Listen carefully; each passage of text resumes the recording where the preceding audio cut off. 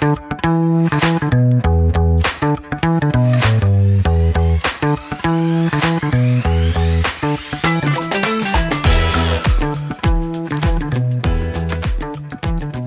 Dorchester's only hyperlocal podcast with news, commentary, and analysis.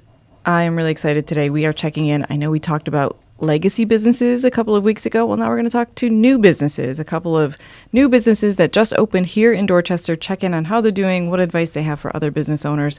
But before we get to that, of course, we are going to talk about this week's news. And I'm really excited because Cassidy and I are on for the first time, and she knows sports. Yay! I'm back.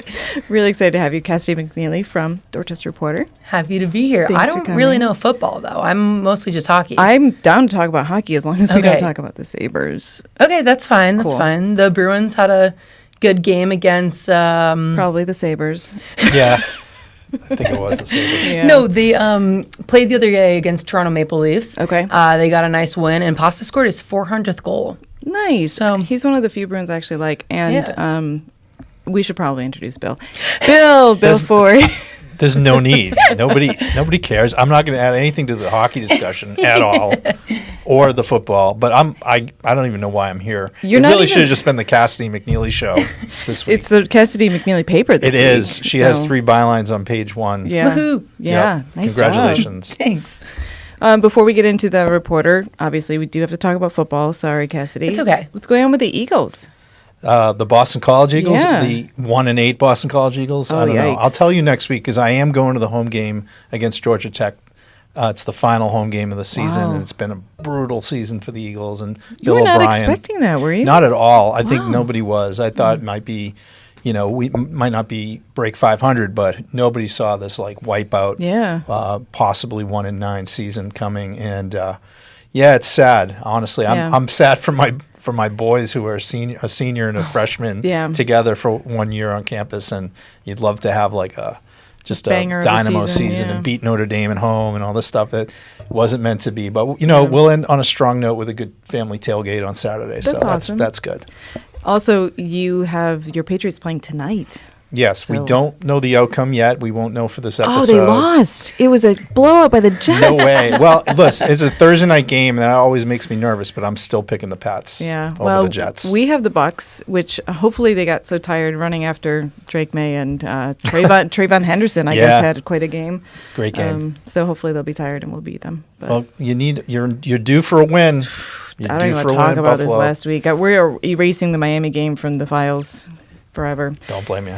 All right, so we're going to talk this week about some updates in crime stats in Dorchester, a new luxury restaurant, what is going on there, and some hockey news, not Bruins.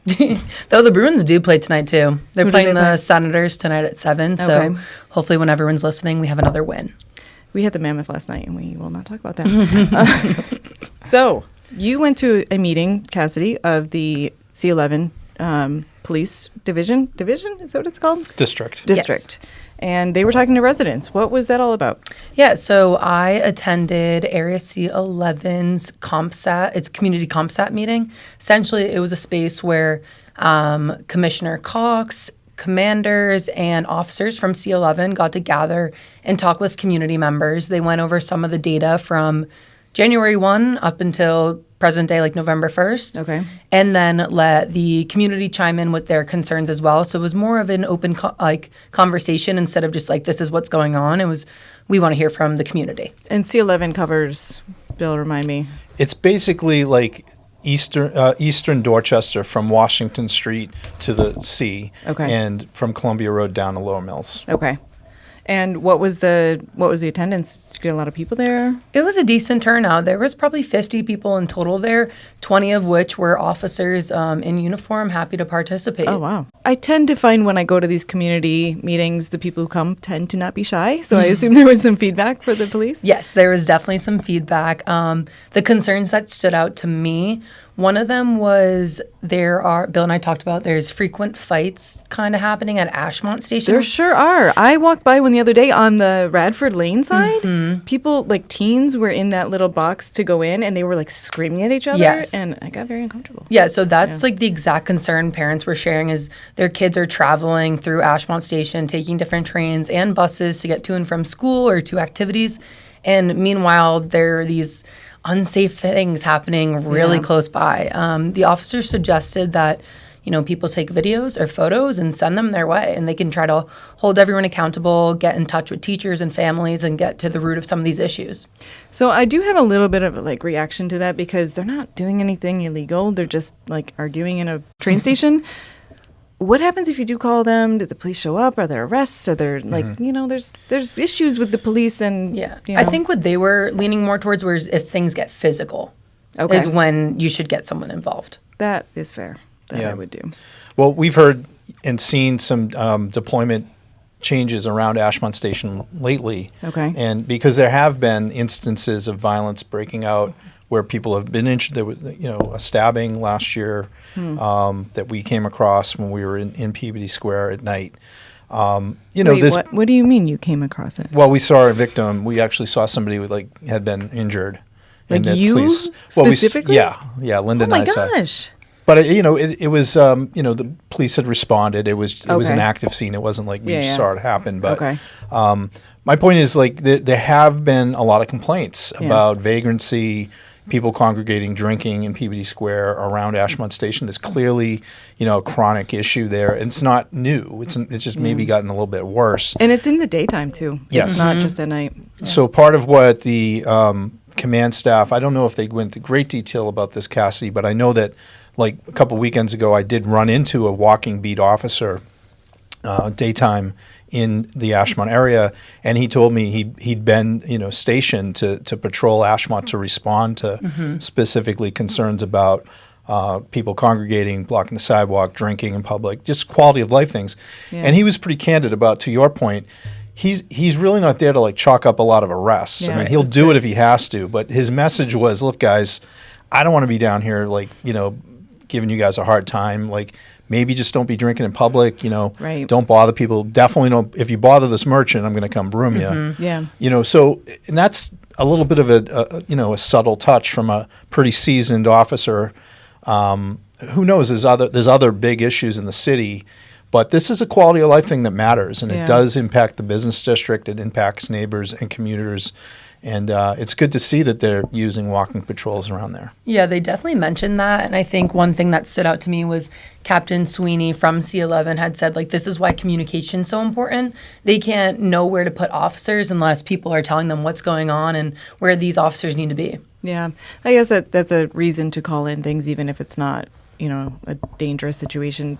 But I think the good news is it sounds like dangerous situations, dangerous crime, violent crime is down in C11 from last year. Is that right? That is correct. Based on the stats that the police, they put out basically a dump of statistics every week. And at the meeting Cassidy covered, they were really focusing on C11. C11 of the police districts locally is having a pretty good year. There's 4 fewer homicides in 25 as opposed to 24. On the C11 district. To date, okay. Through, now is November 12th. Yeah. But there has been a rise in homicides citywide, unfortunately, this year. We've already surpassed the 2024 number of 24 homicides last year, which, as the mayor said at the end of last year, they had a press conference say, this is the best year we've had on recorded history. So it's not surprising that it went up a little. I mean, that was a great it's year. Not surprising. It's a little disappointing, honestly. I think, we've seen a big spike in B2, area B2 police district, which has gone up to 8 so far this year. Oval, I think they had 2 or 3 last year. And also on B3, which is all the other big Dorchester and Mattapan district. But put this into context, Bill. So, we're saying a big spike, but the total is 28. Compare this to other similar size. And even comparing it to Boston, 30 years ago, in which we, in 1990 we had 153 homicides that year, and it was a dangerous year. It was a bad year. We've had peaks and valleys since, but sustained, the last 5 years, has been in the 20s basically for total homicides citywide. Some other cities are having it worse. Obviously, we talked before the show about Baltimore. I think they have 115 homicides year to date. Compared, that's a comparable city in terms of size and population. But Boston's been, a leader, and there's no question about it. I think what this, the convening of this meeting last week is intended to try to keep that momentum. Yeah, definitely. And I think that's what they were talking about at the meeting, right, Cassie? Yes, and I think it's definitely something Commissioner Cox emphasized at the end. He reminded everyone in the room that, based off the statistics and how safe people feel in our city, Boston is different. Yeah. So just trying to remember that and trying to be aware of the different resources we have and the help that's out there. Yeah. The one thing that did seem like it was up was shoplifting, which Yes. we've all seen, like the glass cases and all of the CVSs and things. Did they talk about shoplifting at all as a trend? They did. That was the one thing. I think commercial burglaries, they said, were up 10% in C11. They talked about the safe shopping initiative, and that essentially is just using data that the police collect and being aware of locations and specific stores where some of these shoplifting incidents are occurring, and then maybe having officers patrolling those areas more frequently to try to deter this thing from happening. Yeah, Seth Daniel reported earlier this fall that they actually were doing some stings in some of the like CVS, Walgreens pharmacies, which are chronic sources of shoplifting problems. They are doing that, but they also talked, from what I read in your piece, Cassidy, about trying to deter package thefts, which is another big source of porch pirates. Larcenies, and that's where cameras do help quite a bit. Ring cameras, personal home surveillance, which a lot of us do have mixed feelings about that. They can be misused too, but they are a tool for homeowners and police to track crime and try to catch people who do steal packages. It's been probably the biggest change over the last number of years is all these home deliveries. So many of us get our home delivered Amazon packages, and the obvious spike is from that. I mean, aside from that being part of the trend, do you think did they talk at all about other socioeconomic changes that are driving more shoplifting, or did they not get into that level of data? Like, I'm wondering if because costs are rising and food adequacy is a little bit scarce right now, is that driving some of this? Surprisingly, they didn't bring that up. Okay. That is a very good point, though, and I wonder what that data would look like if compared. Yeah, maybe I'll give him a shout, see if we can have him on. It was interesting too that Commissioner Cox, they picked C11 to have this CompStat meeting. And I've been in a CompStat meeting in the usual ones, which are downtown, like the city at Schroeder Plaza, where the police have their headquarters, and they're not public. Usually, they're just the command staff sharing information. So it's interesting that Cox has really decided to bring this into a neighborhood setting, share data in real, pretty real data, real time data with neighbors, and then ask them to tell them what they think we should prioritize. I like that he's doing it. It's also coming in a moment, right? It was 2 days after the election, and the mayor is clearly looking at shuffling the deck a bit in her cabinet. We reported last week that Yasha Franklin Hodge is stepping aside from the administration as the head of the City Streets Bureau, which is a big portfolio, 700 employees under him. And he'd been with Mayor Wu from the beginning? From the beginning. Okay. And I think we'll probably see more of that in the coming days and weeks. So I think Commissioner Cox may want to plant his flag and say we're doing the work, we're engaging community. And C11 is a good place to pick because they are doing well, right? But it's also a community that we still have our struggles. A couple of nights after that meeting, there was somebody shot on Bowdoin Avenue, about 2 blocks from where that meeting took place. So, it's not like we've by any means cleared anything here, right? Exactly. Yeah. Well, good to see them engaging with a community like that. Speaking of the community, you also got to go to a very nice new luxury restaurant in Dorchester. You've been busy this week. I have. It's Getting been out fun. Of the town, yeah. Tell us about, is it Acapella by X? Yes, is that the name? It is Acapella by X. It is where the former Blarney Stone was. So I actually never had the chance to go there. So Bill might be able to fill us in. I took care of going to the Blarney Stone for a long time, yeah. So I'm not sure how it looks differently on the inside compared to that place. But from what I've learned, the vibe is pretty different. It's supposed to be a luxurious, like high-end spot. Okay. So as soon as you walk in, you kind of get that feeling just from how modern it is and the decor. But the things that stood out to me is there's a dress code.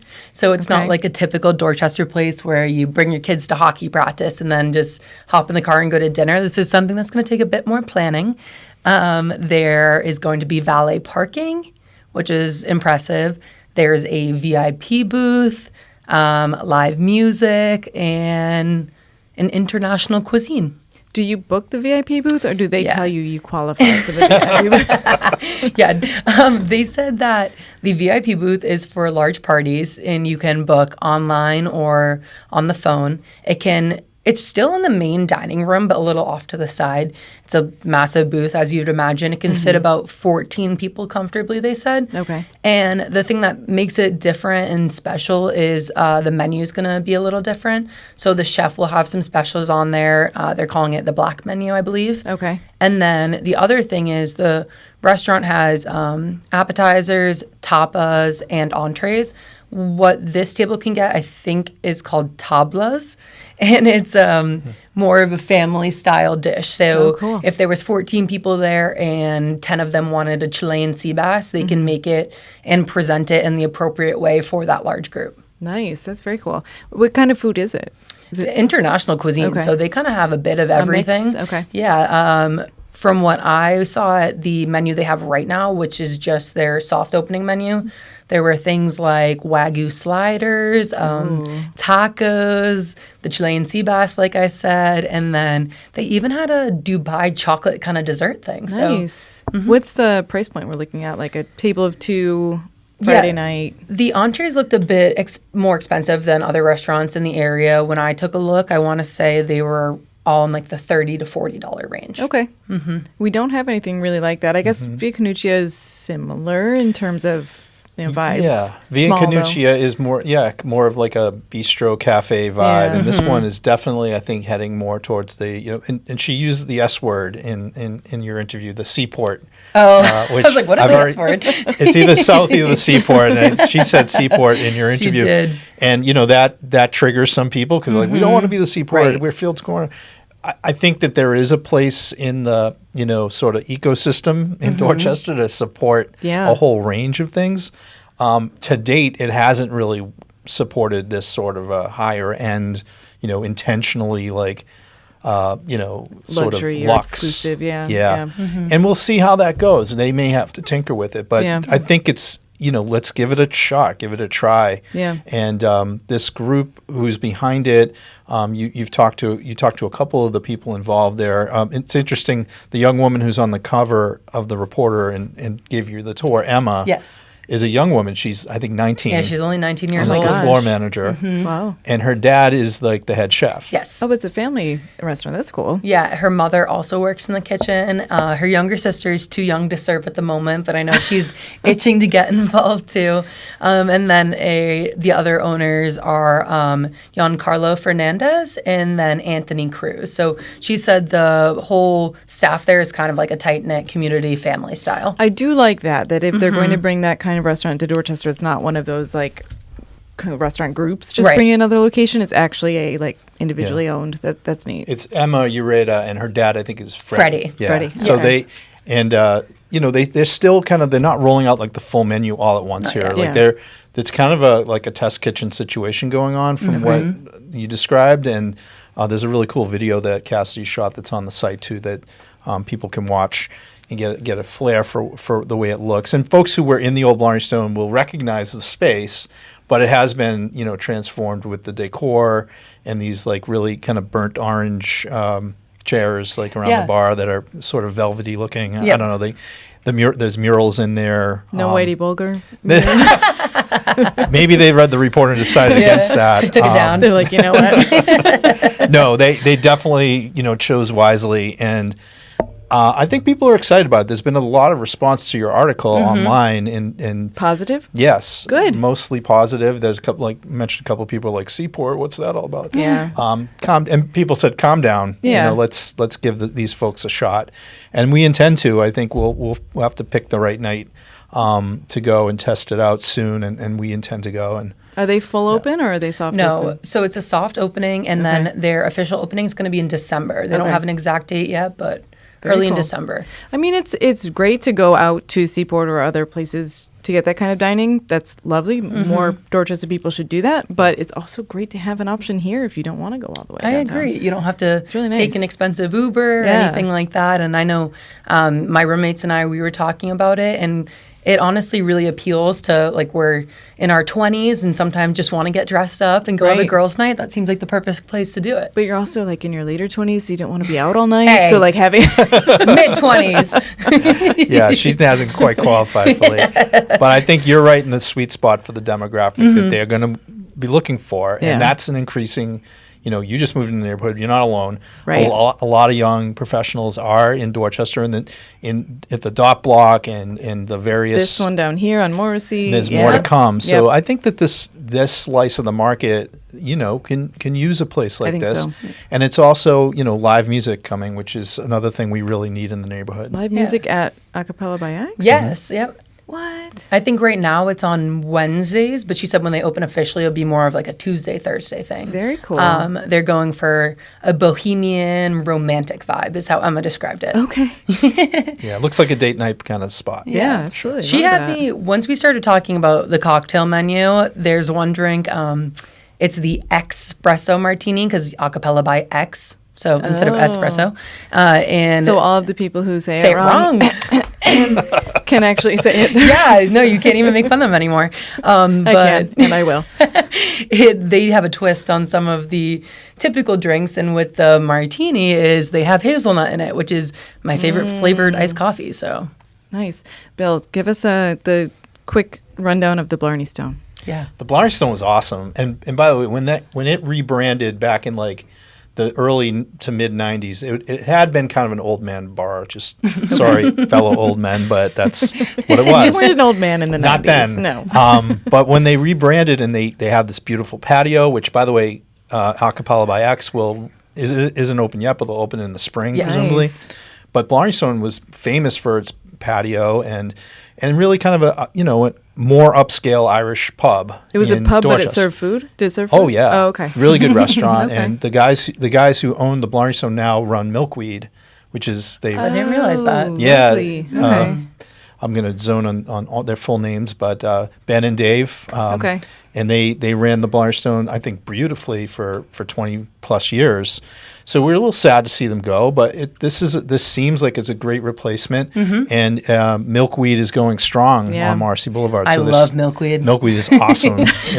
No shortage of customers in there. No. And they now have a liquor license in there, so you can get your mimosas or your espresso martinis and Milkweed if you want. Sweet. This is the first time you've mentioned Milkweed this season, I think. So Yeah, might I'm delinquent, and my apologies to everyone. have you been to the real Blarney Stone? In Ireland, yeah, Yeah, I have. okay. I kissed the Blarney Stone Did you really? many years Nice. ago. Yeah, Nice. the one in Fields Corner was better. I've heard it's very disappointing. It wasn't great. Yeah. And, whatever. And the Blarney Stone actually had the benefit of serving Guinness, like the Dorchester one. Yeah. So, and they had a great Guinness. All right, let's shift over to hockey. So what's your connection to hockey, Cassie? Yeah.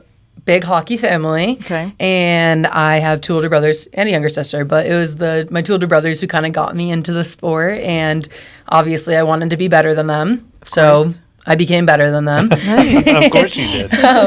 But yeah, I played hockey my whole life and then played in college at Trinity College and continued coaching up until probably this past year just to, focus on reporting. But it will always be my first love and I want to get back into coaching soon. Very cool. Were you forward, defense, goalie? I was a center. Oh, don't say goalie. I was a center, which people never guess because I'm 5'9", which is kind of tall for a girl. So everyone always assumes I'm a defenseman, but Cool. of the center. Nice. So you talked to a young Dorchester hockey player who is now in British Columbia. Yes, I got to speak with Sean Leary. So he is from Dorchester, of course. He grew up by Garvey Park. He started playing hockey when he was younger. He did all the sports in Dorchester like many kids do, but that was the one that stuck. And from what I learned speaking with him and one of his coaches, Mike Motto, who former BC star, he got the Hobie Baker Award and then went on to play on multiple NHL teams. Mike said that Sean started turning heads at a very young age, and he was on his radar when he was 9 years old, playing for the Boston Junior Terriers. Okay. So, as things go, his career progressed. He played at Lawrence Academy, and then, as many young men do before college, he decided to go the junior route. And he was playing in the NAL, the North American Hockey League, for the New Jersey Titans for a season. And then Mike reached back out. He was coaching the Eagles, and he said, like, come to the BCHL, the British Columbia Hockey League, come play for me.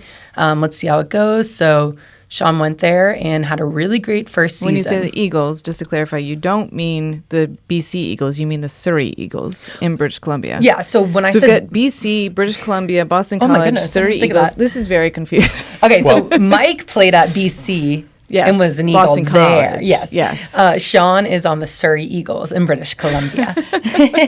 Right. Thanks for straightening that out. It was a little confusing to me because, unfortunately, Sean Leary's team, the Surrey Eagles, are not having the best season, much like the BC football Eagles. But he seems to have a lot of promise. I mean, what you heard from sources who put us onto this story was like, this is a kid to watch. Yeah, so everyone I spoke with said he's for sure a D1 player and that they hope to see him actually playing back in Boston soon. But then even beyond that, they expect him to play professionally at some point. Maybe at the Sabres. That'd be helpful. We could use him. Sean is 20 years old. He's got a runway in front of him still, but he does. He's definitely turning heads. And he told you, I thought it was great that the way you ended the story, talking about how he does kind of miss being, because he's living with like a family, A billet family in British Columbia, and but he's kind of yearning to come home for the holidays. And he said the places he misses the most is the Mud House, Molinari's, and Ashmont Market, where he has to go to get a steak tip sub with extra cheese. And I think that's the first time on the pod that we've mentioned Ashmont Market Or the Mud House. or the Mud House. Yeah. But the Ashmont Market does have a killer steak and cheese sub. Okay. Steak tip sub. This is the one on the corner of Ashmont and Adams, right? Yep. Yeah, okay. Yeah, he mentioned like missing his friends and family and how a lot of his buddies are at school around here now, but he really missed Ashmont Market. More than anything. Is he a forward? He is a defenseman, right-handed D. Cassidy also you're doing a great job covering all these different things, but I think you really love covering the sports I do. stuff. It's That's really your fun. sweet spot. But talk about, like, last night you were in somebody's living room in a Dorchester family that invited you in, of course, because Broken. well, tell us about it. Why were you there? Yeah, so there is a family in Dorchester, the McNeish family, and they have a set of boy-girl twins. So it's Jasmine and Sheridan, and both of them are moving on next fall to play Division I soccer. Nice. So Jasmine's going to play on the women's team at UConn, and Sheridan's going to play on the men's team at UVM. Which the percent of athletes that go on to that level is so minimal. So the fact that twins, yeah. What neighborhood are they in? they are they're in Adams Village. Okay. Yeah. Yeah, and they've been coming up through the ranks and playing Dorchester youth soccer all these years, and that the McNeish family is a lovely family, very active in a lot of the civic affairs in the neighborhood and beyond. But what a great story! And like UVM is like, didn't they just win the they championship just won the last year? championship. Like these are like high caliber teams and high caliber people that our neighborhood's producing. So. Yeah, and like Sean, they both want to play professionally as well. Maybe a Legacy FC? That's what I said to her. She said she definitely wants to go to Europe for a little bit, but that would be cool. And then Sheridan already is in the Revolution Academy out of Gillette. So he's already made some kind of professional debut, but wants to return after college. That's very exciting. Go Dorchester. So that's a story We're to so come cool. in next week's Dorchester Reporter, because we haven't written the story yet. No. I'll get to that. What else is on deck for next week? So next week we have a whole variety of things on deck. But Cassidy, one of the stories you're writing is about a weightlifting program, a fitness program that's run right next door here at Southline. What's that about? So at Southline Fitness Center, there is Inner City Weightlifting, which is a nonprofit that represents people who were formerly incarcerated and are impacted by systemic racism. So they kind of give these people an opportunity to become trainers and have a career in the weightlifting world. What I attended the other night was they actually paired with the Special Olympics. So, oh, wow. Yes, there was a group of athletes, all 18 and up from the Special Olympics, that for 12 weeks straight were going every Monday and training at that gym. It was a lot of fun to be around. Since it was their last one, I got to see all their testing, which I know many athletes don't love, but they did great. I saw them max out on push-ups, squats. They did some heavy sled pushes at the end, but it was really great vibes in there. And it's just here, just down the street. Yeah, we could walk right there. Yeah, nice. Awesome. Yeah. We'll also be, doing some coverage of the new housing report that just came out from the Boston Foundation, kind of diving deeper into that. And Seth is covering St. Mary's Women and Infant Center had a groundbreaking for their next project, big project on Jones Hill. And then we're getting right into Thanksgiving week stuff. So, more to come. I'm excited for Thanksgiving. Me too. Are you traveling? Yeah. Yeah. Back to Buffalo. Yeah. It's Christmas in my book. Yeah, it's already Christmas. Yeah. We have a Christmas tree in the lobby of our building, and it's getting mixed reviews, but Cassidy was very excited. I walked in I Monday would be morning. Giving that a no. Oh, I was so excited. Well, thank you for coming. Great to have you. Great Thank you to for always having see me. you, Bill. Thank you. And, Thanks for having us again. See you next week. See you then. Dot Life is sponsored in part by the Dorchester Reporter, Dorchester's own community newspaper and online home for all things Dorchester at dotnews.com. The Reporter, owned and operated by the Forey family, has been laser focused on Dorchester and the surrounding neighborhoods of Boston since 1983. That longevity and experience shows in its award-winning coverage every week. The Reporter is our go-to source for authentic stories about the people, places, and events that matter most to our daily lives. We are proud to partner with The Reporter and Dot News. And you can support the important journalism provided by The Reporter. Just go to dotnews.com to subscribe today. It's the best deal in town and helps keep our local community journalism alive and well.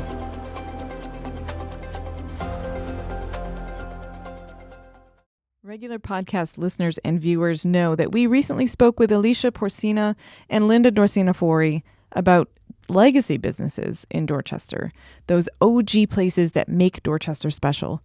But we don't want to neglect our newest businesses, those that opened within the last year and continue that legacy of making Dorchester special. So we tracked down two entrepreneurs this week, both of whom are female, by the way. And we wanted to learn more about what it's like to run a new business in Dorchester. I'm here with Angelica Arnu from Cafe Blue, which is one of the newest businesses here in, is this Dudley? Upham's? This is Upham's Corner. Upham's Corner. Yeah. And it's a coffee shop. Mm-hmm. And tell us more about Cafe Blue. We're a mother-daughter duo. We're a coffee pop-up. And so we collaborate with a local flower shop on Dudley Street. And we do Friday and Saturday coffee pop-up. And we're basically trying to bring the third place culture with the Haitian coffee culture into a neighborhood that doesn't have it. Nice. So you actually have Haitian coffee beans? Yes, we do. Ooh. We have Caribou, which is our coffee beans supplier, and it is direct trade. Nice. I don't know, I should pull it out for the camera. It's direct trade with farmers in Haiti and all throughout the Caribbean. Okay. So they source coffee beans from Haiti, but they also source all throughout the Caribbean too. So it's Caribbean specific beans. Very nice. And when did you open?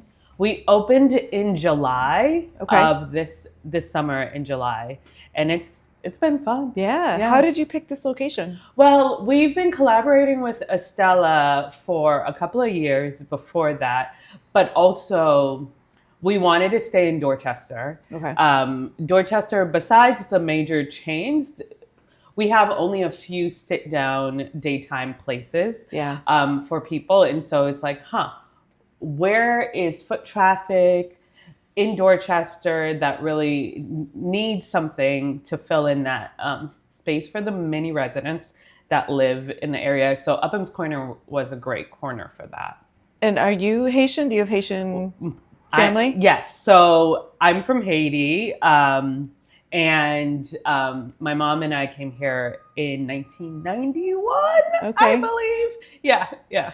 So how has everything been going so far since July? So it's been great. It's been fun. We have been able to cater to the many different cultures of the neighborhood, which is what we have been looking for, and keeping it with the Latin Cape Verdean community here, the newcomers, the young people, just many people here. So it's been fun to build with the community.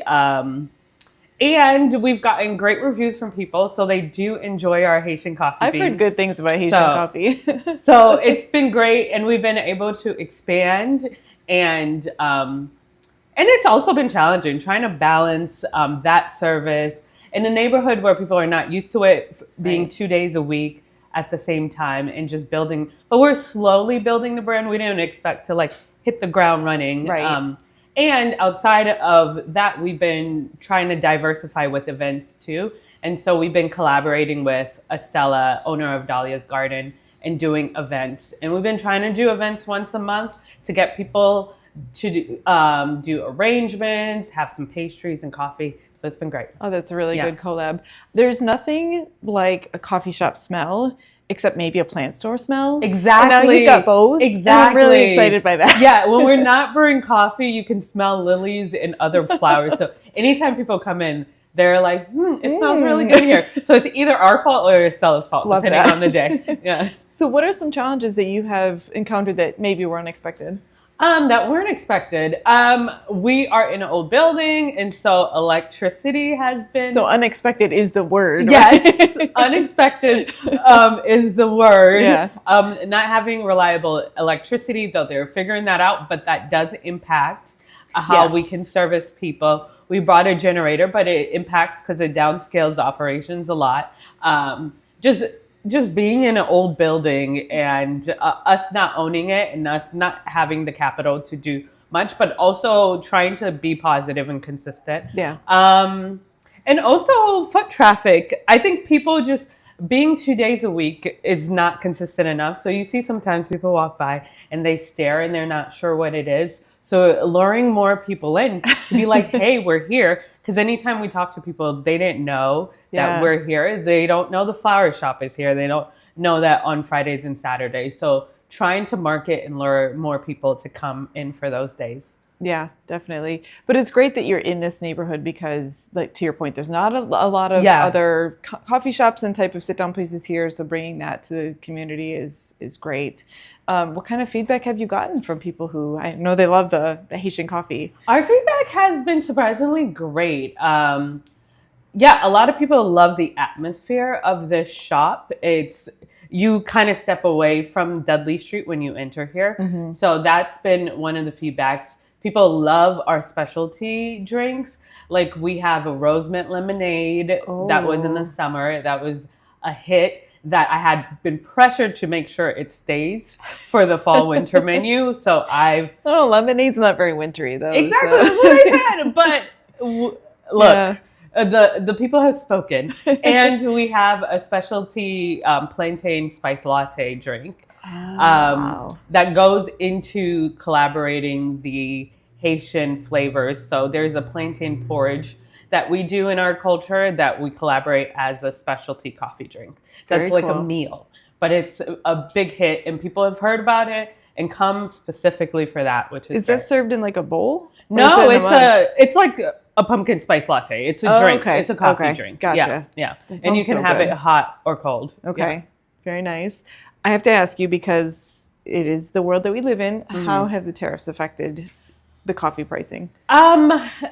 So this is more the Caribou question than us. As of now, the coffee bean prices have been stable because Beverly, who owns the business, does a great job operationally. So she has a warehouse in the United States. So she does bulk purchases because also there's instability in the country as well. Right. And so she doesn't want to overly rely on Supply chain. supply chain issues. So as of right now, but there's ripple effects in the next year, in the next 2 years, but it's the price of everything. So it's not just, we can talk about the coffee, but there's the price of milk. There's a price of like fresh things, and the struggle of keeping quality high is not compromising on the ingredients, and the ingredients of things go high. And we also don't want to put the price too high for the customer as well, because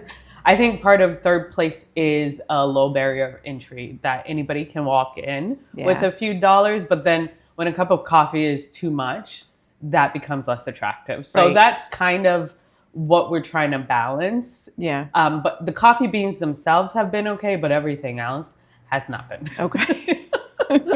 Tell me about the bus. So the bus, this is a family incorporated idea. Sister and dad were at a store and they're like, wait, this bar would be great for your coffee shop pop-up. And automatically we connected it to the Haitian public transportation system that's called the Tap Tap. Yep. So it's, I call it a souped up pickup truck that they put a bed over. And what they do is they do public art on the trucks. Okay. And so every truck, and that's our dream, is to eventually put more art into this.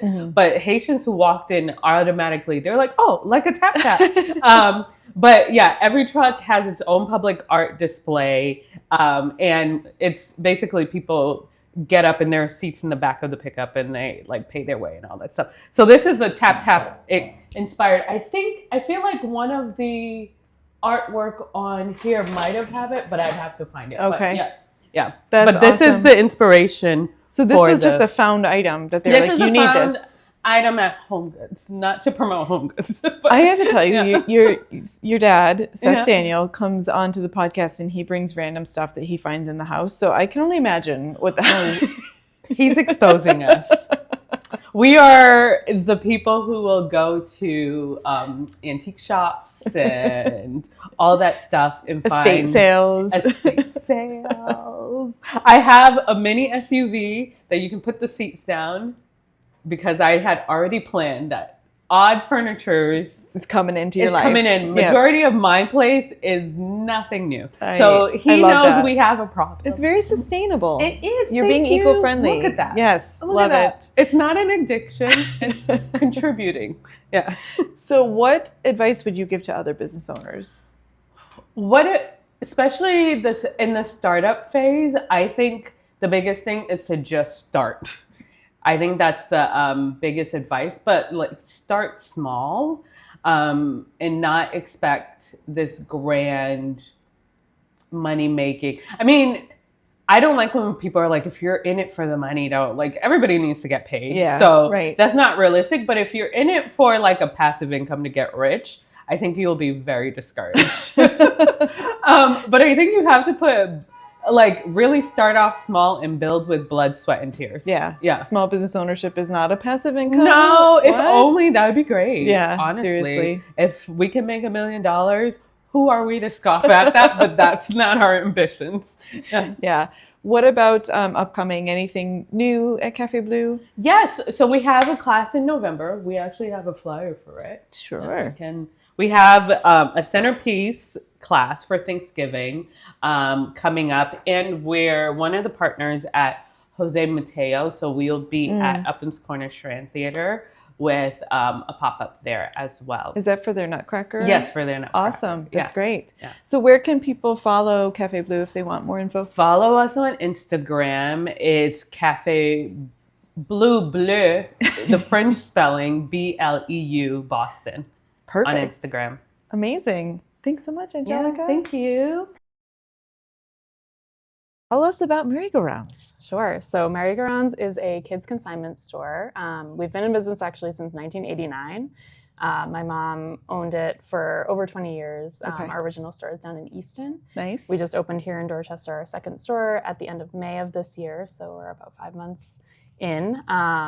But like I said, we're a children's consignment store, so we have the 2 brick and mortar stores. We sell secondhand and new, high quality, perfect condition kids' clothes, newborn up to size 12 or youth extra large, shoes, books, toys, accessories, and so on. And we are on .av. Yes. This is considered St. Mark's neighborhood? Yes. And what's your store number? It's 1737. 1737. Great. Right next to Via Canuccia, in case those are familiar with Via Canuccia. It's very nice.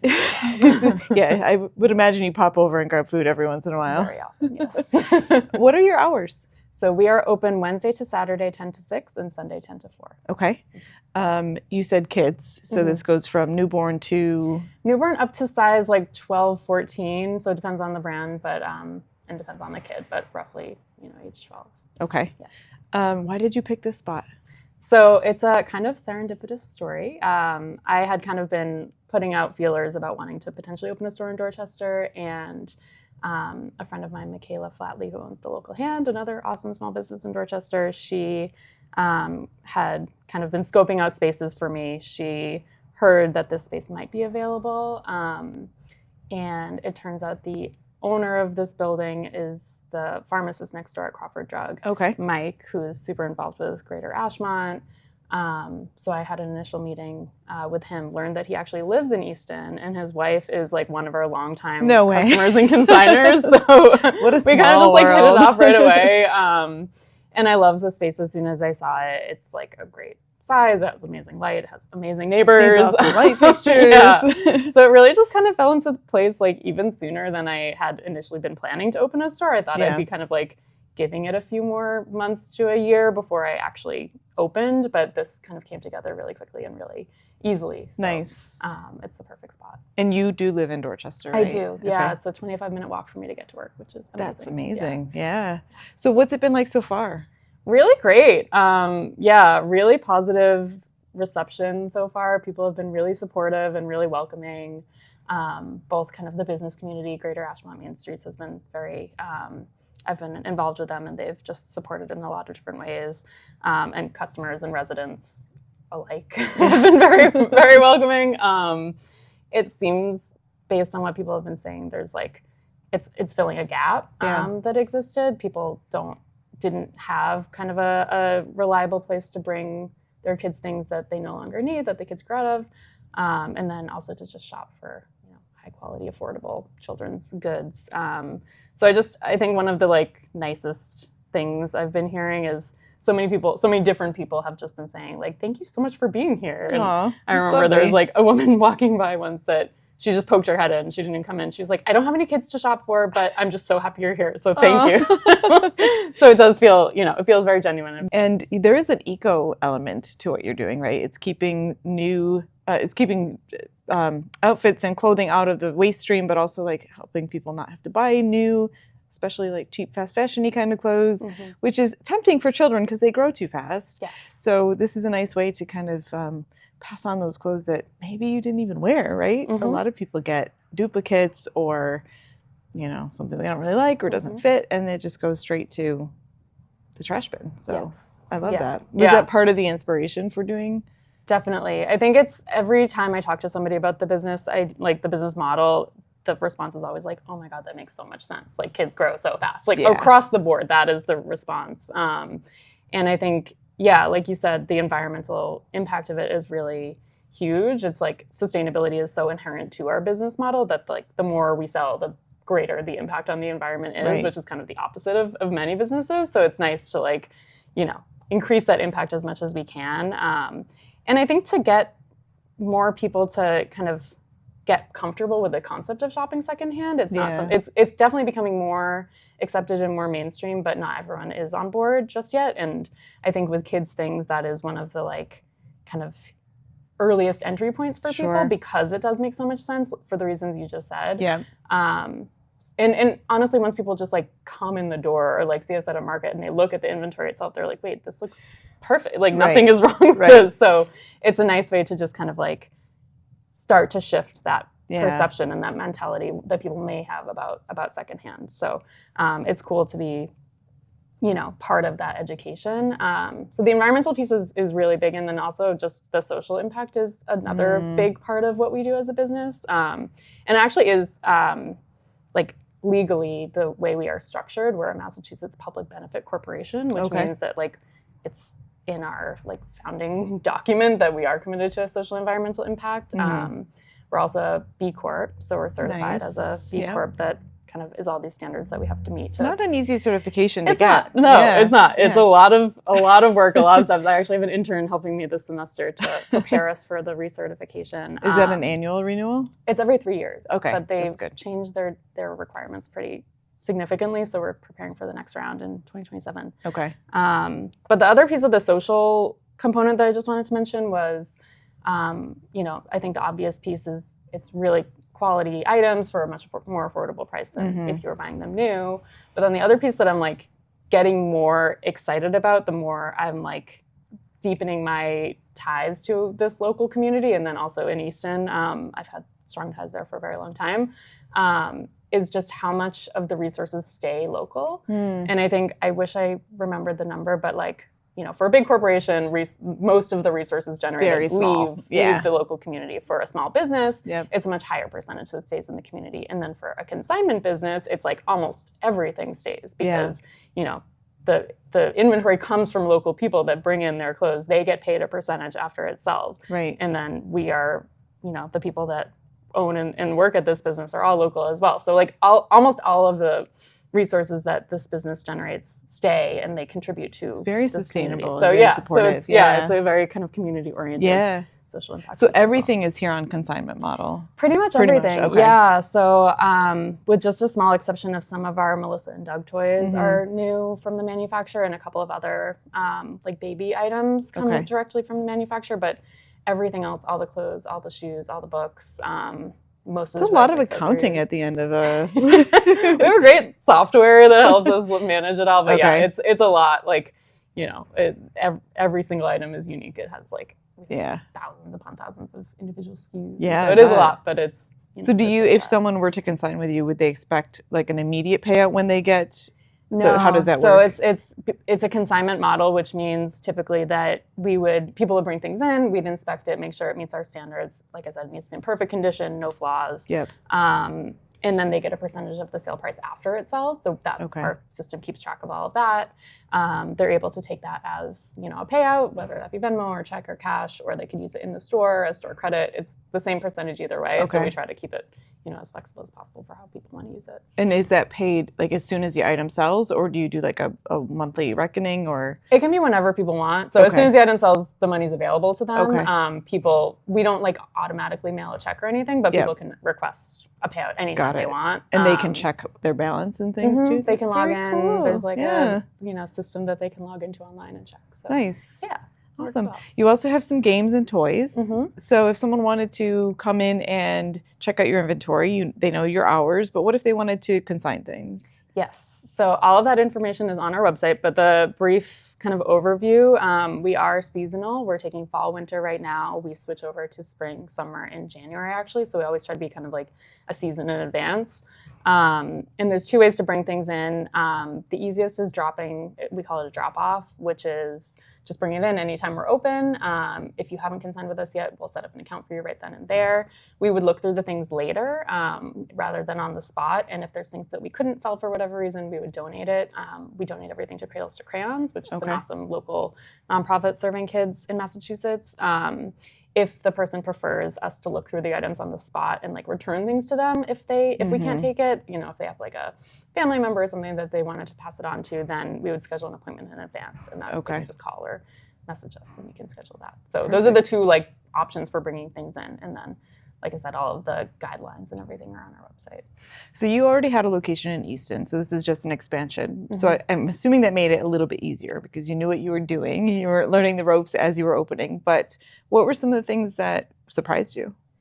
Yeah, good question. And yes, I think that is true. I think I wouldn't have been able to expand if like things weren't kind of taken care of in Easton. So I'm extremely grateful to the team in Easton, including my mom and our employees that are kind of have been holding down the fort a lot. So that's amazing that is way things were able to go. But I guess surprising, I think a lot of it comes down to just marketing. We have been in Easton. The store has been in Easton since 1989. My mom took over in 1999. And so it's been around for a very long time. And it's kind of just like a known institution in the community, and like not just Easton, but the surrounding communities. And there's just so much word of mouth marketing that happens. There's so many repeat customers. There's so many, just like it's known. And we not have so much here. Yeah, we have some of that. There's actually like more overlap between Easton and Dorchester than I had thought, which was a surprise in itself. But or people who live in Easton work here, or like something like that. So they kind of already knew about us. But there is so much more marketing needed than I'd ever been used to in Easton, because I didn't take over until like it had been running for such a long time. But here we need to get the word out. It's obviously a much bigger community. So I think that like just old-fashioned outreach has been helpful. Brianne Gore, who we were talking about, she's been working with me, and she's amazing, and she's extremely connected in Dorchester already. So she's been just like getting the word out as much as she can. Part of what she does is she'll like take flyers and just show up at a park or show up at a playground and just walk up to people and hand them flyers and tell them about the business. So it really feels just like people like that on your team. And that she's much more comfortable doing that than I would be. So it's like it's awesome that she's able to kind of like utilize that strength. And I think we're slowly kind of doing that direct outreach. We're doing a lot of social media outreach, and then the word of mouth is expanding. I think there's Facebook groups that people are talking about. So it's like it's percolating. You get into those mom groups and you're in, Exactly. So that's been great. But it's I think surprise to answer your question has been like, oh right, marketing matters, and like that's not something that has been my like strong suit previously, but I have to prioritize it more with this location. And you are pretty networked in like the GAMS area, because we're in St. Mark's, but Greater Ashmont I think runs this part we're of officially Dorchester. Part of GAMS. But so if you've talked to other business owners in the area, what advice have you given them or gotten from them that you would pass on to someone else? Great question. I think there's like two pieces of advice that I would share if somebody asked, and I think I've received versions of it as well. And I think I'm very much still like working on these, so I wouldn't act like I have this figured out. But the first one is kind of define what enough means to you. I think that is something that I continue to again try to work on. But like being a business owner, you could, and probably you relate to this too, like you could always be doing more. You could always be marketing more. Could be better. You could be increasing sales. You could be like doing one more market every month. Like there's no limit to what you could be doing to grow your business or to improve your business. And so that is like the fast track to burnout and just like stress, and having no life, you know? So I think if this is something that you want to do in the long run, kind of being really introspective and honest with yourself about like, what is actually enough? And I think it's very pragmatic too. It's like, what financially, what are the revenues I need? How much do I need to be paying myself? What is the profit, margin that I need to be hitting? But also just like your time, how many hours a week should I be, devoting to this versus like actually taking some time off rather than everything bleeding together. And really kind of having an answer to that so that you feel less like guilty about. You'll never get away from it. Exactly, I know, but it's just like having a little bit more clarity around your own personal definition of enough. I think that's a big one. And then the other one is kind of knowing, I guess it's related, but knowing where you need help and asking for it. And that's been a big learning with this location, especially like you're going to need help no matter what. So being like accepting that from the beginning is going to make it go a lot smoother than like toughing it out. And just like dragging people in your life into it, like no matter what. And so with this store, my mom, like I said, she and I have owned the business together. She was just like, this would not have happened without her. She designed the entire physical layout. She should be an architect, I think, in another life, but she like figured out the layout. She did pretty much all of that. And my partner, he built all of the racks and like, oh, wow. you know, helped like physically set it all up and just helped with so much of the project management side of things because that's his job. Yeah. His stepdad painted everything. You know, I think there's just so much. It takes a family, a village. Yeah. Yeah. Definitely. And what I mentioned too of just like the other business owners in the area and the organizations have been really helpful, and our team. So I already mentioned Bree, but I knew I needed to hire kind of somebody to work in the store who was reliable and consistent. And our other staff member here, Tisha, has been just so awesome. And, you know, as a college student has been just so responsible and wonderful. And like I said before, the Easton staff have just been so amazing and understanding and have kept that store running so smoothly while I've been, you know, other people have said this is kind of like your new baby, and so it kind of takes up all of your energy. So they've been able to keep the other one going. So asking for help, kind of knowing where your kind of, I don't want to say weaknesses, but like knowing where you could need help, and kind of finding the specific places where that help can be provided, makes it go a lot better. And it's fun. It's just so much more fun to do. You know, again, there's like no business in the world that is solo. It's always other people and lots of other people involved. So yeah, leaning into that as much as possible. What's coming up in the future? Sure. So we have a few things that I'm excited about. So one is we've been starting to schedule like private in-store shopping events after hours. We've been doing those in Easton for a while, and they're really popular and well received. So we're starting to schedule some here in Dorchester. So basically it's just someone gets together, either just a group of friends or if it's like an organization or a club, and we schedule a date and they can come shop after hours as a group. It's like an opportunity for them to hang out with each other. We'll offer snacks, drinks, and it's just like a fun night out. Oftentimes in Easton, there's also a really good Italian restaurant right next door.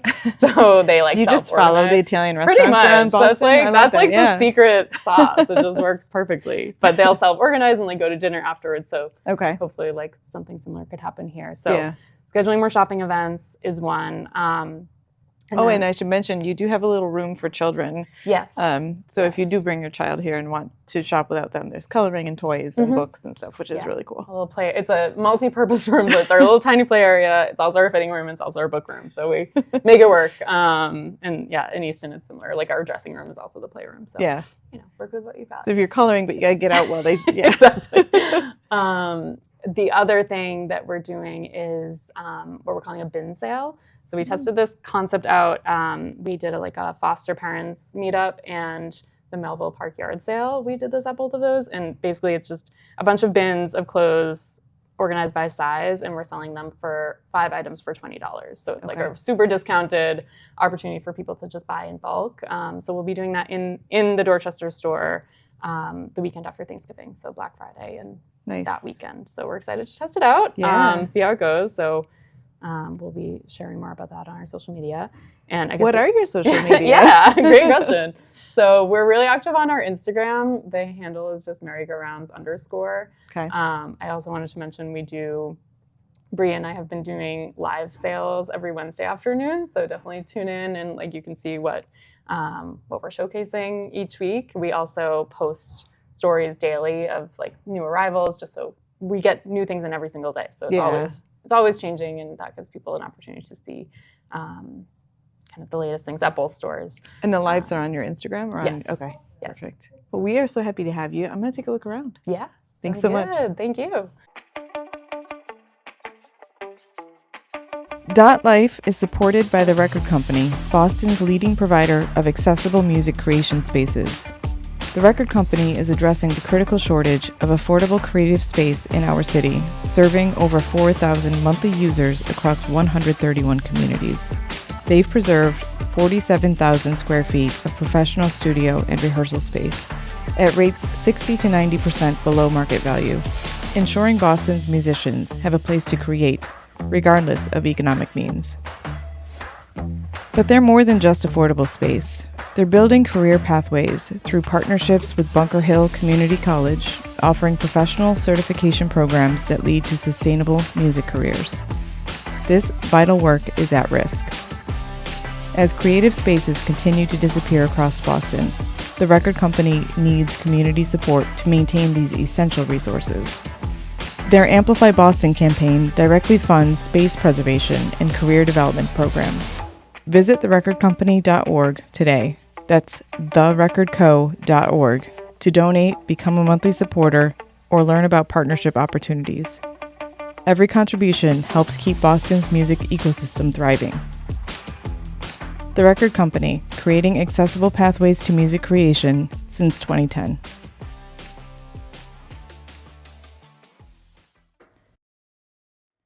Hey, Dot Life, welcome back for our Tiny Dot concert. We're here with Asiavu. Hey, Asia. Hi. Nice to have you. Thank you so much. So glad we finally got to do this. I know. I'm so happy to be here. So thank you so much. Yeah, of course. This is going to be a phenomenal show, but I want you to talk a little bit about yourself first. So you're from Dorchester? Yes. What I'm part? from Dorchester.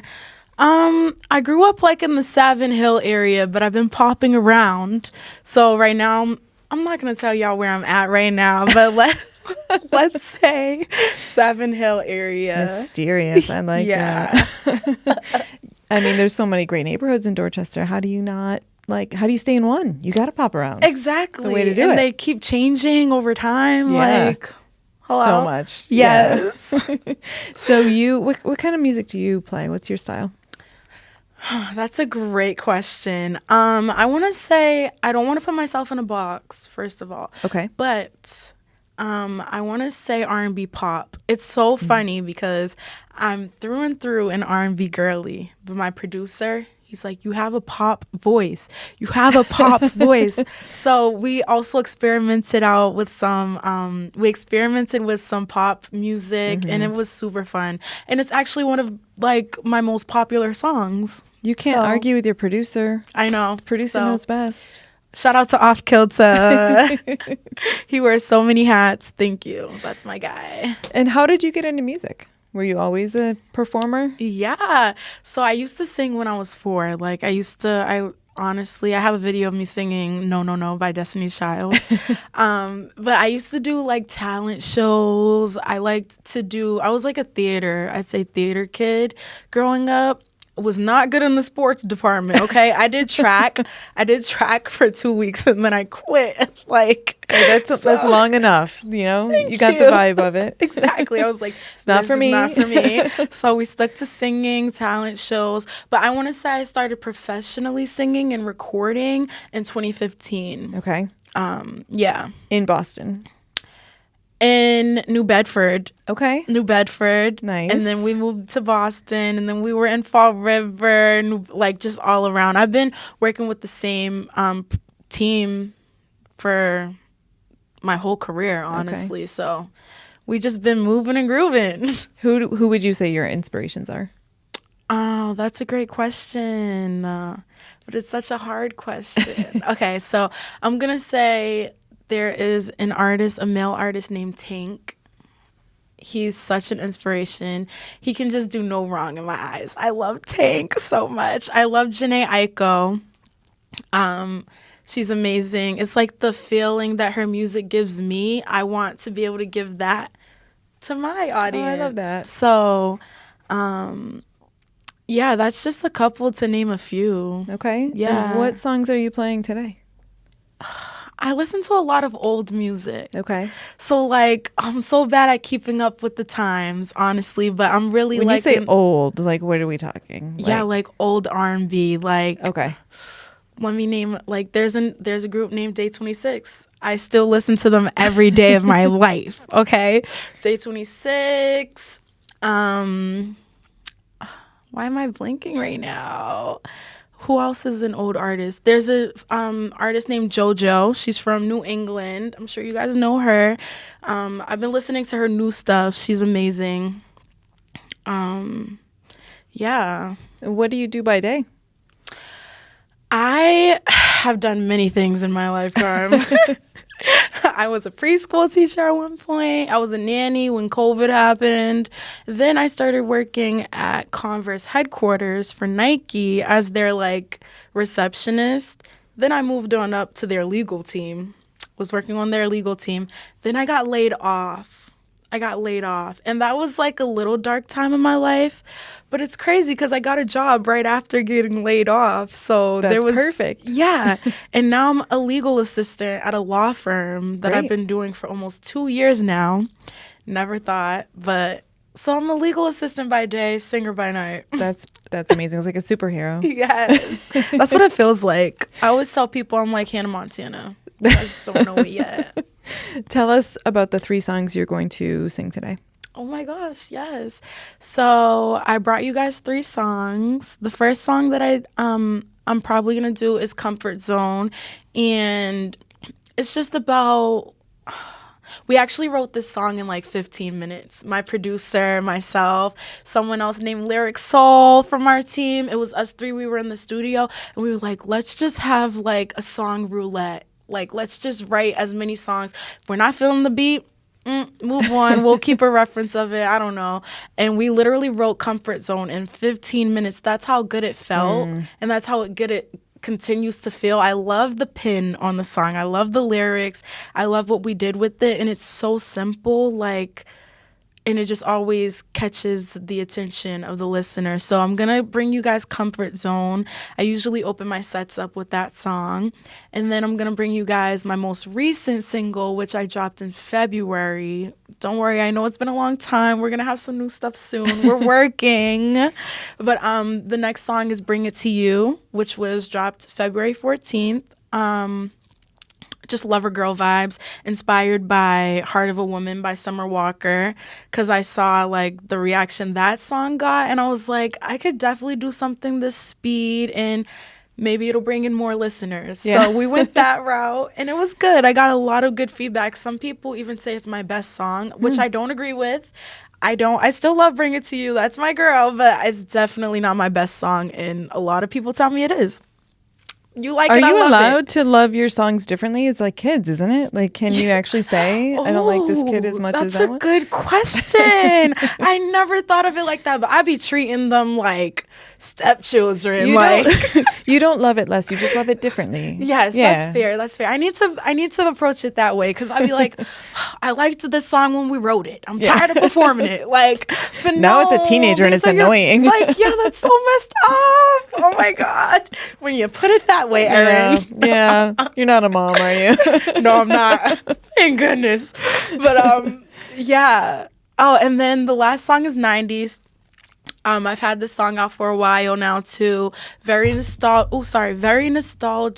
vibes.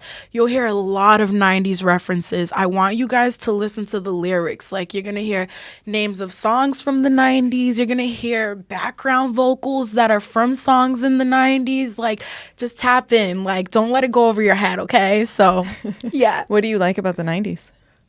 I love everything. It just seemed more genuine and pure back then. But, not everything was shown how it's showed today. So who knows? But, like, something as simple as, like, what's a good 90s show? Martin and Gina wasn't in the 90s. Martin and Gina, their love is so funny and so pure and, like, just free to be goofy. Like, I yearn for that. Like, I want to make sure that my person allows me to be myself. I don't have to alter myself to make them feel comfortable. Like, I can still be my witty, crazy, funny self without, and I feel like that's what the 90s really gave. Like, so many good 90s movies and songs. There were a lot of good 90s. Sitcoms. Movies were a different thing back then. Like, they were still blockbuster. Yes. Oh my gosh. It was all different. Can't even go and buy a movie at a store. I know. know. The last movie I bought was John Tucker Must Die. What year was that? I don't know. A long time ago. That was a good movie. Did you see that movie? I didn't. Oh my gosh. So good. So good. But yeah. I'll add it to the list. Yeah, add it. I'm going to send it to you. So where can people find you? Do you perform locally? Yes. You can find me on all social media platforms at _Asiavu, ASIAVU, Asiavu, like deja vu. I do perform around the Boston area, Providence. They really like me in Providence, and I love you guys too. I haven't performed in a little bit. The last time I performed was September, And that was for the Uncommon stage, the Emerson Uncommon stage, downtown Boston. And that was through Red Shades. I did an artist boot camp. Shout out to Music Jumpstart. I love you guys. So Red Shades, she's this amazing local rapper. You name it, she's probably done it, honestly. She's on the Grammy board. But she put together a cohort of just music artists that want to grow. And we did an artist boot camp for a weekend. We did a whole bunch of workshops. We networked. We had a competition. We split up into 2 groups, created songs. We went head to head. It was really good. Sounds awesome. Yeah. So then she curated a show for us to come all back together because we missed each other from the summer. So I got to perform in the Commons for the Music Jumpstart show. So that's great. Yeah. And anything coming up, or still working on new? Still working on new music. The music that I'm giving you guys today, I love it with all my heart. I've performed it so many times, and I think we're like, okay, we want to get people's reactions to our new stuff. So we're working on some new stuff, and I'm excited to add some new music to our set list. We will keep an eye out for that. Yes. You're on all streaming platforms? All streaming platforms. Perfect. Everywhere. Oh my gosh. I looked myself up on ChatGPT, and they gave me photos of my music career. They told me who I'm most comparable to. Wow. It was this whole. Was so it accurate? good. I would say so. Nice. I was like, oh, I'm so flattered. It was so good. It described my music style. It really knew me. And I'm like, technology is crazy, but. It is crazy. Yeah. Well, I can't wait to hear you perform. Thank you. Let's do I'm it. excited. Yes. All right. Stay tuned.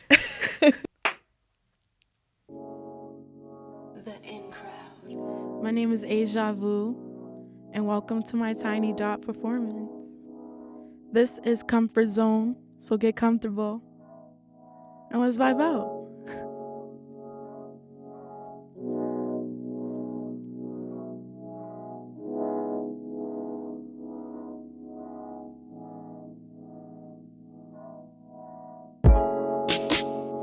I know it's late, but won't you come over? Come over. Hey, I've had a long day. I just wanna hold you. Oh, yeah. Hold me. Wrap your good intentions around me. Inject visions of love, they surround me. All around me. Yeah. Oh, hold me. Park this good feeling inside me. Don't take away your love, boy, it drives me crazy, crazy, yeah. Straight into the comfort zone. Comfort, comfort, the comfort zone. Straight into the comfort zone. Comfort, the comfort, the comfort zone. Show me your face, pull me in closer. Hey. Ladies, tell your men, don't make me wait. The night's getting colder. Whoa, whoa, whoa. Hold me. Wrap your good intentions around me. Inject visions of love, they surround me. All around me, yeah. Oh, hold me. Park this good feeling inside me. Don't take away your love, boy, it drives me crazy, crazy, yeah, yeah. You're the weather to my warm, the rhythm to my song, the right to my wrong. I know it's cliche, but I gotta say, you're the truth in every lie. Like love at first sight, you got me in my butterfly. I know it's cliche, straight into the comfort zone. The comfort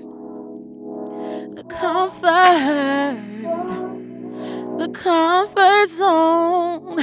Take me to the comfort zone.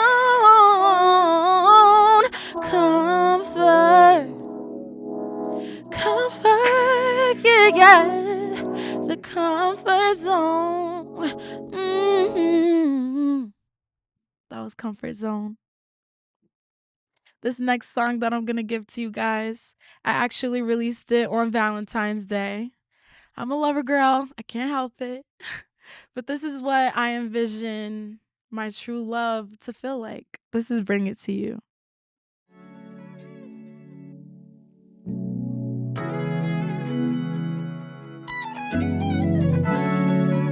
Yeah.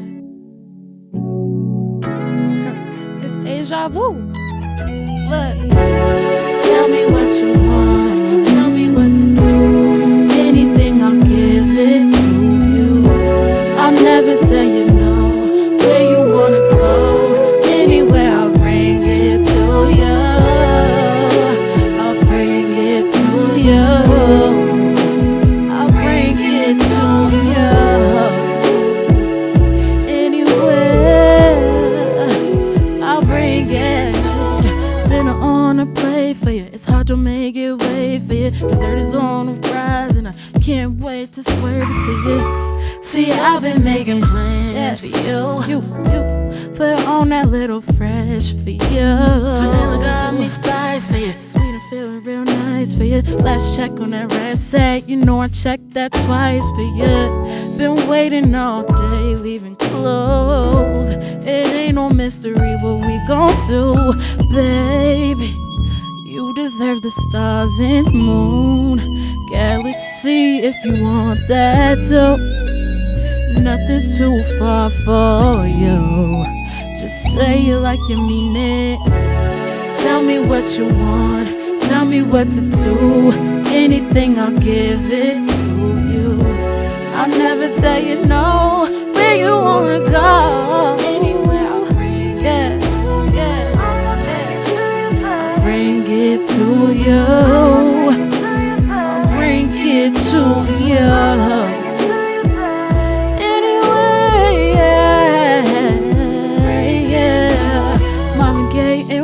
For you, can I dim the lights for you? Press play in your memory, deja vu reminder for you. Ain't no way you could forgive me. Boy, you ain't even ready. Let me put my claim on it. Nothing's out of range for it. Baby, say the word and you know I drop my plans for you. Baby, make a wish is my command. I'ma show you how I cater to my man. Baby, you deserve the stars and moon, the galaxy if you want that too. Nothing's too far for you. Just say it like you mean it. Tell me what you want, tell me what to do. Anything, I'll give it away. Yeah, where you wanna go, anywhere, ooh. Tell me what you wanna do. Yeah. Anywhere, yeah. Whoa. That was Bring It To You.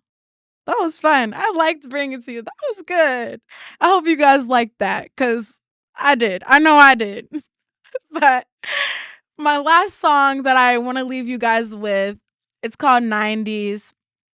You can, before I get into 90s, let me just tell you that you can find Bring It To You and Comfort Zone on all streaming platforms. And you can also find this next song, 90s, on all streaming platforms, okay?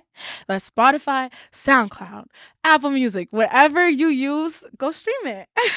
But this is 90s. I don't mind. You know I don't mind. Yeah, it's Asiavu. Look, yeah. I get so every time you say my name. You make me wanna do something. Nobody takes me to that place. Nobody, baby. Yeah. And every time I think of it, I want you right here with me. Tell me that you'll always be my baby. If I ever fall in love, you better be a real one. You better be a real one. Are you that somebody? Cause I'm ready for a real one. You know I'm a real one. I just want some 90s throwback kind of love. Yeah. Give me that feel good, different kind of love. Yeah. I just want some 90s throwback kind of love. Ooh. Give me that feel good, different kind of love. Ooh. Yeah. But let's start to racing, and it's like I can't escape you. Oh, with every little step, you know I cannot wait to love you up and down. Do it non-stop. Do it. We can take it nice and slow. Don't make me stop, no. If I ever fall in love, you better be a real one. You better be a real one. Yeah. Are you that somebody? Cause I'm ready for a real one. You know I'm a real one. I just want some 90s throwback kind of love. Give me that feel good, different kind of love. I just want some 90s throwback kind of love. Ooh. Give me that feel good, different kind of love. Oh, yeah. I'm testing my luck with a pair of dice. And that was 90s. I hope you guys enjoyed my Tiny Dot concert. Thank you guys so much for having me. And if you haven't already, y'all need to go tap in to Tiny Dot. Tune in and show some love. See you guys next time.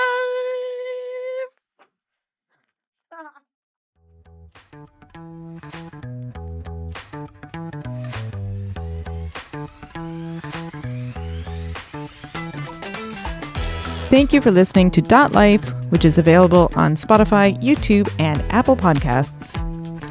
Dot Life is produced and edited by me, Erin Caldwell. Technical and editing support are provided by Yasser Mahmoud. Additional support is provided by the Dorchester Reporter and the Record Company. Thanks to Angelica Arnaud, Melissa Mazzeo, Cassidy McNeely, Bill Forey, and Asiavu for joining this week's show. Thank you for listening, and we'd love it if you could share, subscribe, rate, and review the pod wherever you listen. If you are interested in supporting the podcast, visit .lifepod.com for more information.